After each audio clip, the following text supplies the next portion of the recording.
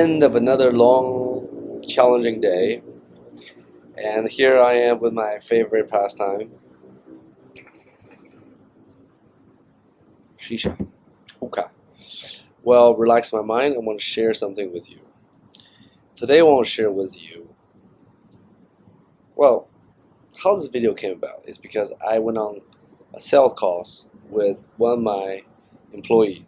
He's 22, 23, very young, hardworking, curious, ambitious, humble, absorbing. Uh, you know, from a manager, you appreciate people like this. Now, these type of people that can potentially go places within your company, also in society, right? He's not a type of kid where like I know it all. You can't tell me jack. You can't tell me shit. um, and I'll do it my way, even if it's wrong. It's my way. He doesn't have that ego, right? So I really appreciate him and really want him to do well. So I tend to spend more time with him than some other employees. And today we went on sales calls for me to absorb what he's doing, how he's communicating with our clients. And while we're talking about business, I also always want to learn about how he and other people see life, right?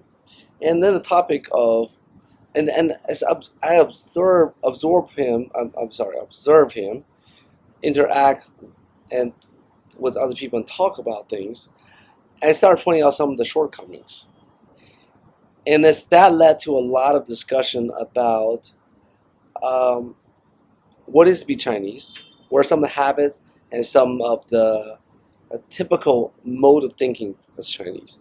Because for me, I am Chinese, but I've been whitewashed enough where I can almost stand back, oddly enough, and observe Chinese from a white person perspective, or from a non-Chinese. I wouldn't say white person. I would say non-Chinese perspective, and I'm able to identify those things that sometimes great, sometimes not so great about Chinese,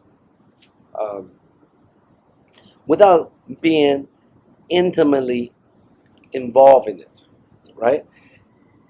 People always say, "Oh, what do you know about me? You haven't walked in my shoes. You wouldn't know how to judge me." Actually, that is completely false. The truth is, some of the best criticism, some of the best observation about a particular person or group is from a complete stranger. Precisely because a stranger is not emotionally, psychologically involved. So they will have a much less biased view than the person who is involved, such as yourself, your spouse, your family, your loved one, those who knows you intimately. Because they're emotionally connected with you, they tend to whitewash certain things or explain off certain things in order to keep up your self-identifying ego. Yeah. So another thing I want to say before I go into talking about Chinese and this young man is that Chinese is not a race.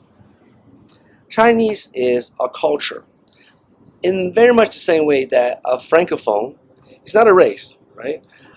A person who grew up in French culture could be many races, but they have a certain way of seeing the world, experiencing the world, relate with the world, relate with each other, these relationships.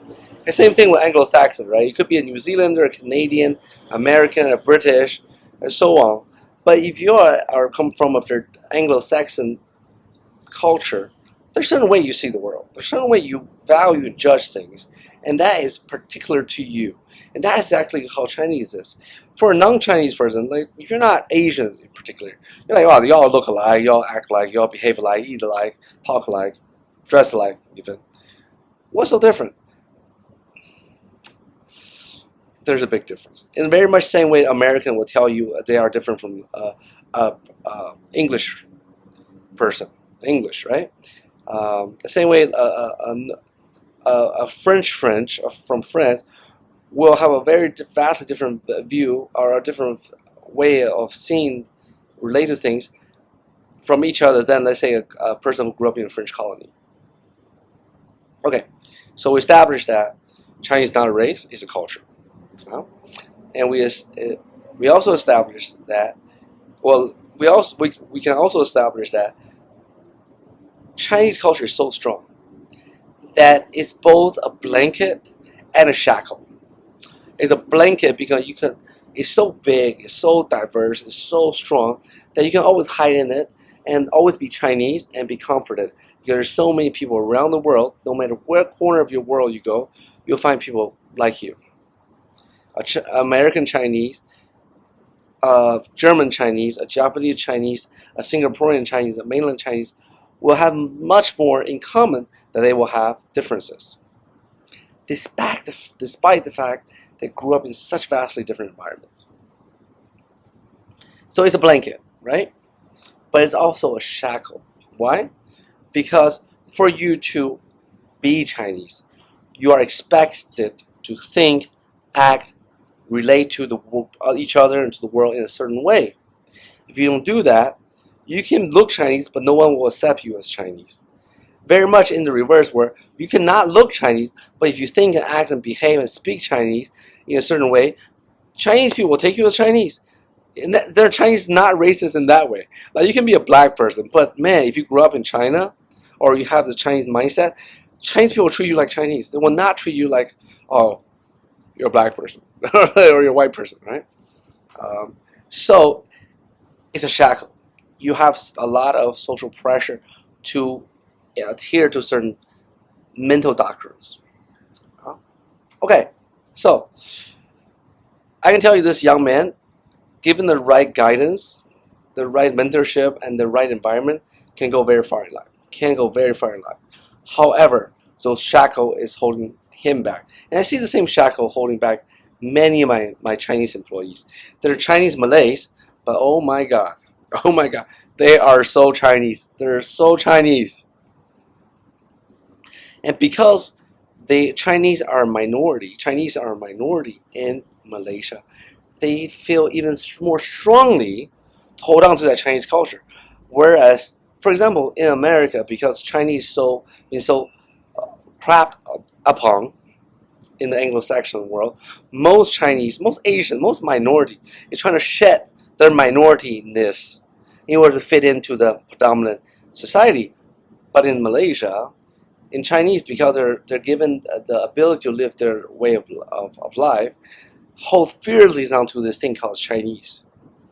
Well, it's a great thing because it gives them a lot of security, support, financial savviness, that give them that competitive edge against local populations. But it also holds them back because in this new world that we live in, this global world that we live in, ability to absorb other people's thoughts, ideas, perspectives, point of view will give you a leg up against everyone else, right?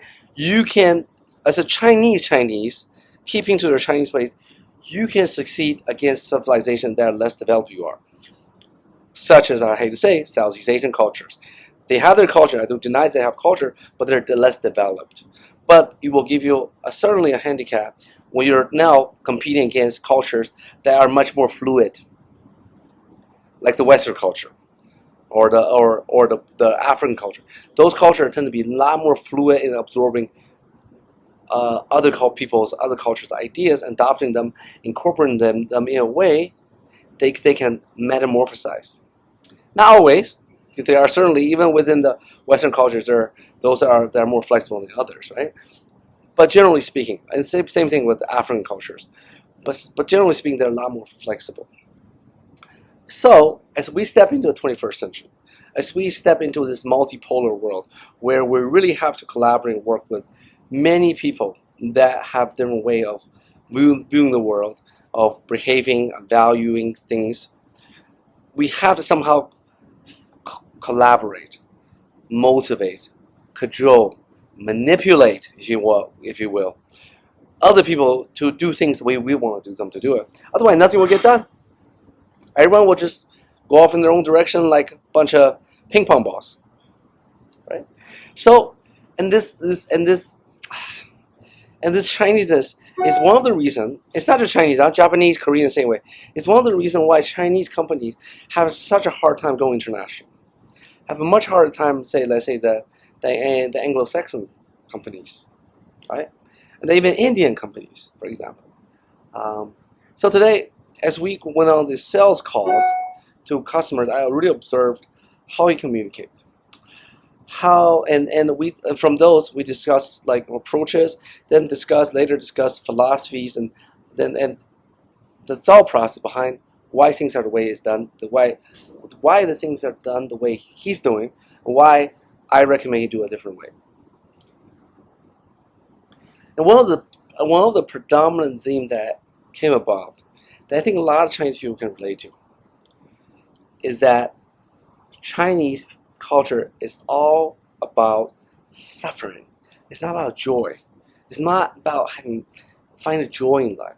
It's about suffering through life, bear the burden. And because of that, it's a very ugly culture, a culture that very few people want to emulate. Who the hell want to emulate suffering? For example, why is French culture, though they are not great at colonialism, they're not great at much of anything, are so admired, so looked upon by so many other cultures? It's because they're able to find joy in life. Italians, same thing, right?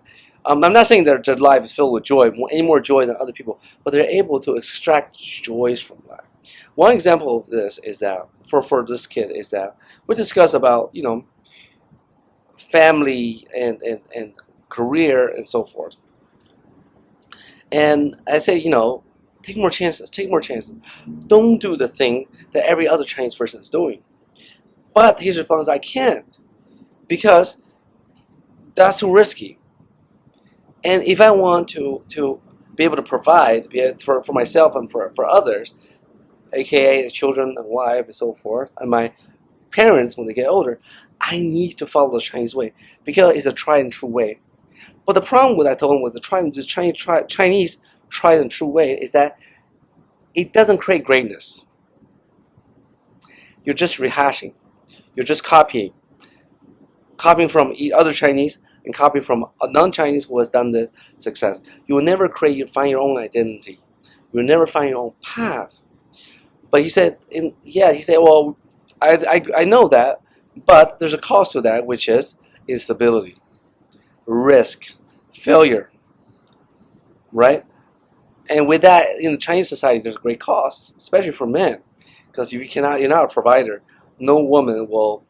virtually no woman will consider you a mate. No woman will F you, so to speak. You will live a very celibate life. So this need to be a provider overtrump everything else for Chinese men, right? The second thing we discussed. So second thing we proceed on this. So I said take a chance. Don't follow something just because it's been done by other people. Do something different. He said all the alternative is be mediocre for the rest of your life because you're always copying. Being mediocre means you're always copying other people. Yeah, you're not going to be a failure, but you're not going to be great either. And I asked him, do you want that? Do you want to be great? Do you want to be successful? He said, of course I do. But for a Chinese, that price is too high. They cannot risk it, right? So how can there be people like Kanye West? How can there be people like LeBron James or Kobe Bryant? How can there be guys like Warren Buffett and Elon Musk from Chinese culture if everyone cannot take this risk? So I told him you have two choices in front of you, right? Take some risks with a chance to succeed and be great, and then you have everything you need to fulfill your dream, whether that's a good family and so forth, or just have fun in life, right? Alternative, you grind through life, and you say, and ultimately he shows unfortunately, we are trapped in this Chinese bubble, and no one really knows how to get out of it. And the only solution presented to all of us is to grind through life, grind it through, fulfill your responsibility to your children, to your spouse, to your parents, to your elders. Grind. So as so as we continue, and I realized that in his own word, it's such a powerful bubble. It's such a powerful trap to be Chinese, to lead the life of suffering, glorify suffering as some noble, honorable quality that very few Chinese will truly find joys in life. Even when they become financially successful, when they become socially successful, they don't live for themselves. Their joy is to show off to other people, right? The Gucci bags, the LV bags, the first class, the flights. Of course, they're enjoying that, but are they enjoying that for themselves? Do they know who they are? Are they really enjoying to show off to other people that they made it in life? Again, trapped in that bubble of social validation, following the masses. So that's one thing. The other thing is that I realized that it's very hard for Chinese culture, Chinese people, Chinese culture to achieve greatness. It has been done in the past, but very rare.